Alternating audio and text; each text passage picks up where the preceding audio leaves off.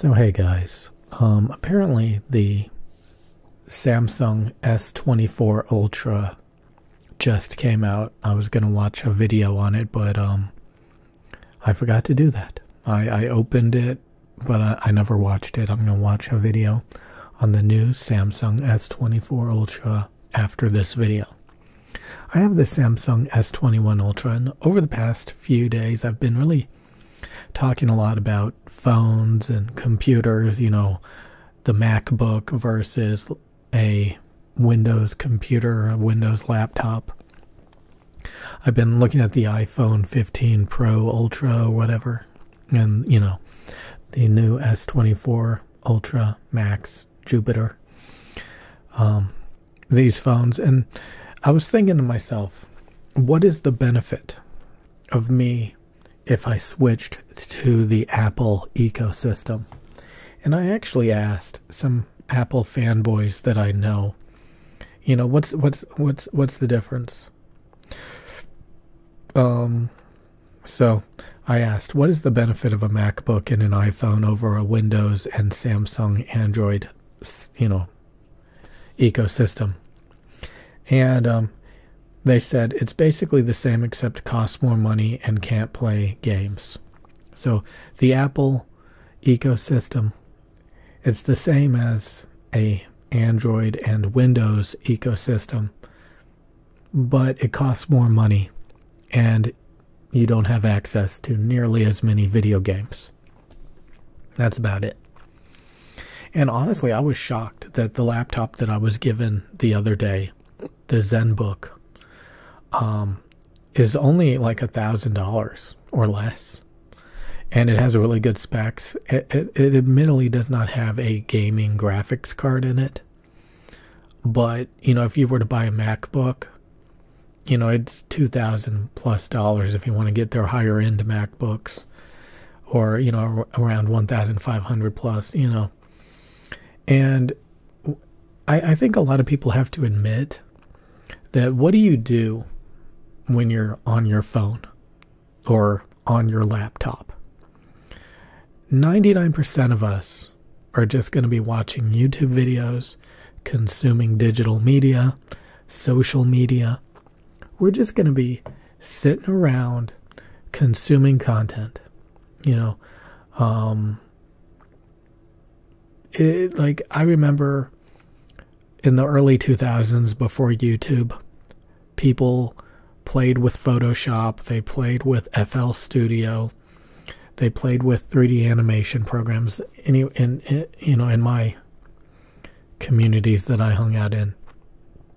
You know, I was, you know, I took 3D animation in school. So, you know, in my off time at home, I would play with 3D animation programs. I would make 3D models, I would animate them, I would render out little videos. And it took a long time to render that shit, to be honest with you, a ridiculous amount of time.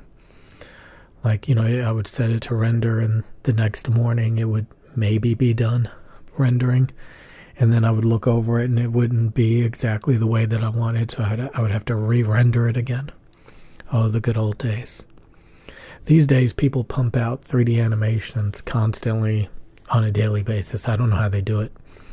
Because back in the day, like, you know, if you made everything from scratch, animated, modeled, textured, unwrapped, you know, it could take months of your life, years, to make one 3D animation. These days, you know, the tools and the talent that's out there, they can get it done within a YouTube video. And, you know, I know some people have production crews and stuff at this point, you know. So, again, I asked, what's the difference between a MacBook and an iPhone versus a Samsung Android and a Windows computer? And it's basically the same, except it costs more and you can't play as many video games. And then I asked another, you know, Mac user, and let me see what they said. Let me see what they said.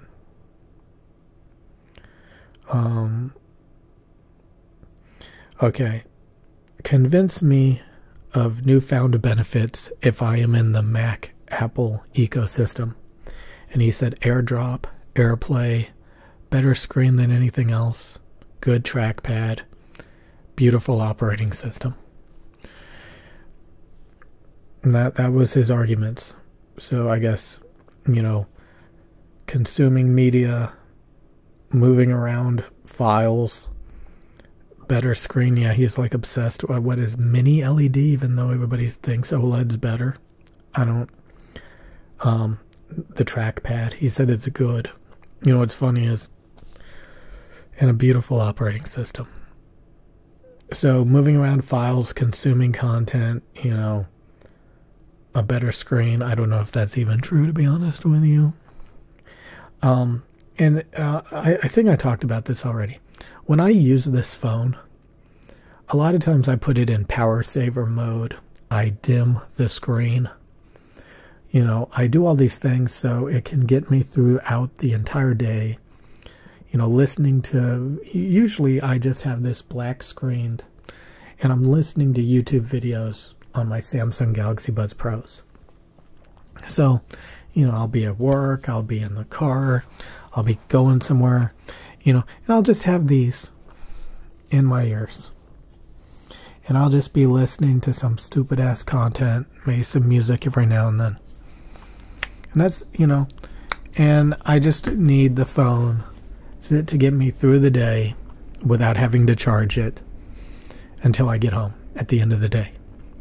So a lot of times I will put it in power saving mode. I will, you know, change the resolution to its lowest resolution possible. I will lower the refresh rate. And honestly, again, when you're listening to YouTube videos on the go, or even listening to audio on the go, you're not in your home studio where, you know, the OLED or mini LED display has to look amazing, because, you know, you're just turning on the phone, flipping through a couple of menus, you know, toggling, you know, switching to a different track, switching to a different playlist, and then you're shutting the phone off again, black screen, and carrying on with your day. You know, you don't really just sit down and hyper focus on, ooh, you know, am I getting the best display possible? And, you know, because again, I dim the screen, I put in power saving mode, I change the resolution, I change the frame rate to save battery power.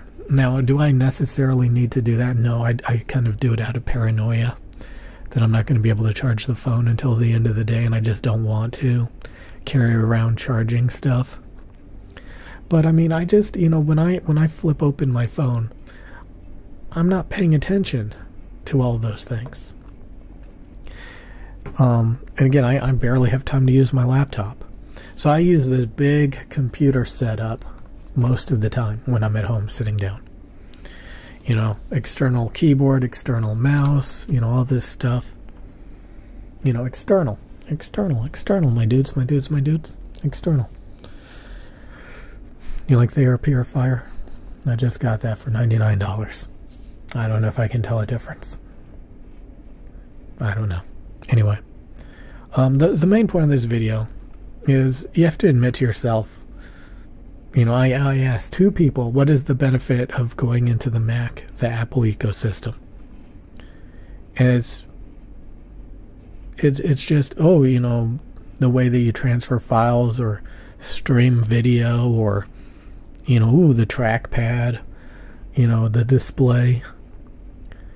You know, the things are so good these days. And a lot is, you know, again, there's a big difference between 1080p, 2K, 4K resolution. But honest to God, if you give me 5 minutes switching from 4K to 1080p, my eyes will adjust. I will get used to 1080p. And I will completely forget that I'm consuming content in 1080p. Most YouTube videos are only in 1080p. So if you full screen the videos, it's going to be 1080p, even though you're watching in a 4K resolution monitor. The industry standard on YouTube is 1080p, 30 frames per second, 60 frames per second, and that's about it. So, you know, people are like, oh, I need 120 hertz, 250 hertz monitor, when they're consuming at the most, you know, 60 frames per second YouTube videos. And again, a lot of times you're just listening to it in the background. So I do get, that, these things do give you a better experience. 120 hertz refresh rate versus 60, super high resolution, OLED displays. But yeah, when you're actually using this stuff, you rarely notice it. And again, if you're just consuming content and you're not actually getting any benefit by using a Mac computer or a Windows computer, because 99% of the time you're just watching YouTube videos and browsing and text documents, what's the point? What's the point? Why switch between these different computers? Oh, it's slightly different experience. Beautiful operating system. You could be one of those people that dress up in a suit every day. And like, oh, I want to be like them. I want to wear a suit every day, even though it's uncomfortable. It's tedious. I think that's how Apple is. Some people, see it differently, but it seems more emotion driven, and shit. But I don't see any actual use